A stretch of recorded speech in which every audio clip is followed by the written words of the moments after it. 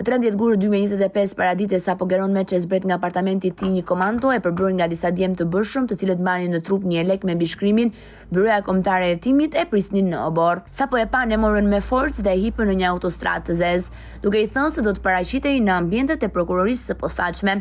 Përmjeti doli me shpejtësi nga Tirana dhe mori rrugën e vjetër të Elbasanit duke ndaluar në një godinë gjysmë të prishur në fshatin Krap. Aty Meçe ka kuptuar se ishte marrë peng. Robësit të cilët ishin të masakruar dhe me dialekt nga Elbasani kanë kërkuar biznesmenit që të tërhiqte të gjitha ankesat që i kishte bërë së fundmi në Komisionin e Prokurorimit Publik. Ishin plot 13 procedura.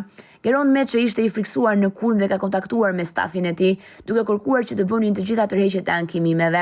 Pengmarrja ka zgjatur disa orë derisa pasdite para përfundimit të orarit zyrtar, mbyesit mësuan se dikush nga Komisioni i Prokurimit Publik kishte njoftuar organizatorët e planit kriminal se ABC e Geron Meçes kishte dorëzuar tërheqjen nga të gjitha ankimet. Meçe nuk ka bërë denoncim, ndoshta nga frika për më të keqen. Vetëm një javë më pas ndodh një tjetër episod i dyshim. Paraditën e 20 gushtit 2025 Daniel Shima ka njoftuar në telefon familjar se nëse vonohem dijeni se më ka arrestuar policia.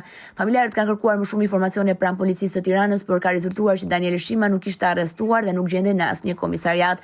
Atyre janë lindur dyshime se Danieli mund të ishte rrëmbyer dhe kanë bërë kallëzim në polici për zhdukjen e tij. Të dhënat e përfituara nga qelizat e telefonit celular tregonin se ai kishte dalë nga Tirana deri diku afër fshatit Krap dhe më pas sinjali humbiste.